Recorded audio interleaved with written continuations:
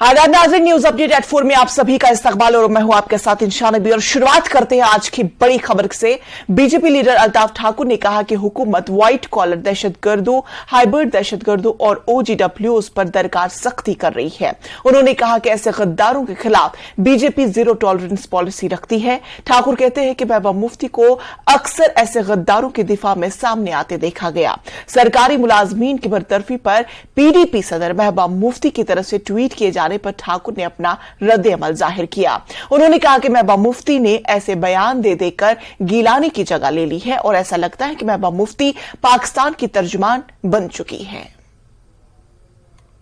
पहले ये इस चीज को क्लियर करना पड़ेगा, सिलेक्टिव कौन है?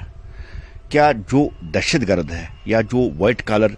मिलिटेंट्स या दहशतगर्द जो सरकारी ऑफिसों पर रह के गवर्नमेंट की सैलरी ड्रा करते हुए फिर दहशतगर्द और पाकिस्तान को सपोर्ट करता है, क्या उसी को वो सिलेक्टिव टारगेटिंग कहती है? देखिए,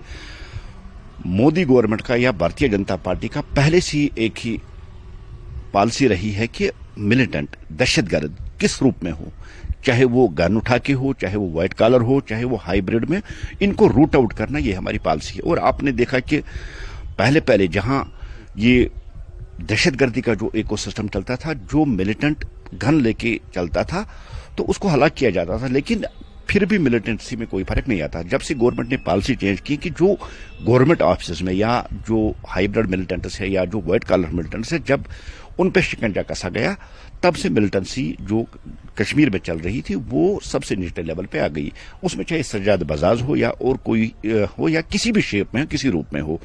हमारा तो संकल्प है मिलिटेंट और मिलिटेंसी को जम्मू कश्मीर से खत्म करना। आज अगर आप जम्मू कश्मीर में अमन देख रहे हैं, हालात देख रहे हैं, ये तो उसी पॉलिसी का नतीजा है जिस पॉलिसी के तहत गवर्नमेंट ऑफिसर्स में रैकी करके देखा गया है कि मिलिटेंसी के संपत्ति और दहशतगर्दों के जो हमदर्द है, जो अंदर गवर्नमेंट सिस्टम में रह के पाकिस्तान की जो दहशतगर्दी और जो दहशतगर्दी है उसको यहां चला रहे हैं, उसको डायरेक्शन दे रहे हैं और जो यहां रिक्रूटिंग करा रहे हैं, उसमें सज्जाद बजाज भी एक है। बड़ी मेहनत लगी है एजेंसियों को इस को रूट आउट करने में और बहुत सारी प्रूफ के मत आप उनके आर्टिकल्स देखिए या उनकी जो कम्युनिकेशन है पाकिस्तान के साथ, तो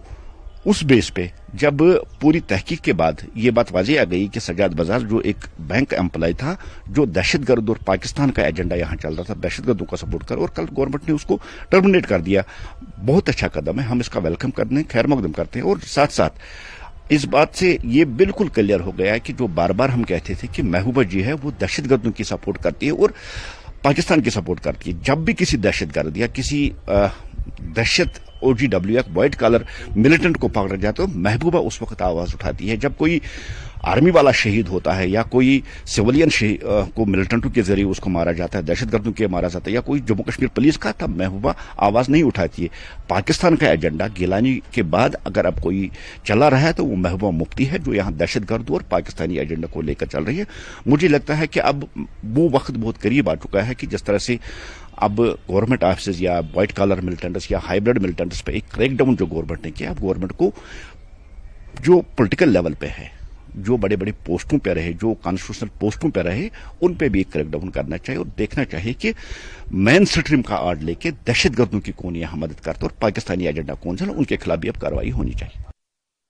DPAP के सरबराह गुलाम नबी आजाद ने कहा है कि मुल्क में मजहबी मुनाफरत फैलाकर